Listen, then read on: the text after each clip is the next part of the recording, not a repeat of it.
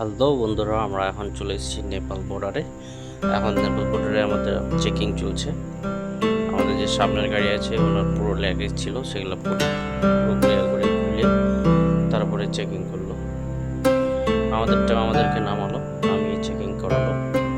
আমাদেরটা চেকিং দুইবার করে চেকিং হলো। আমরা তো পাস করে নিচ্ছি আগেই। আসলে হচ্ছে ইন্ডিয়ার থেকে যে কোনো গাড়ি গেলে 24 ঘন্টায় 12 ঘন্টায় 400 টাকা। এবার 2 দিন থাকলে 800 টাকা নেবে। এবার আমরা গেলাম একদিনের জন্য, সারাদিনের জন্য। বাজে হচ্ছে 9টা, সকাল 9টা বাজে। 9টার সময় আমরা বর্ডার ক্রস করে দিলাম। এখন নেপালের রাস্তায় চলছি। একবারে নেপালে ঢুকে গেছি আমরা।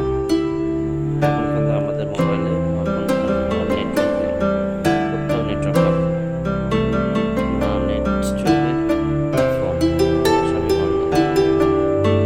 রাস্তাঘাট দেখছি বাড়িঘর সেরকম দেখতে হবে না, শুধু ঝাড় জঙ্গল।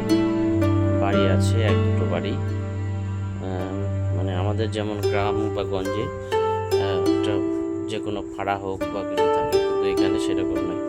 এখানে একটা বাড়ি তো ওইখানে একটা বাড়ি, এদের কোনো ঠিক ঠিকানা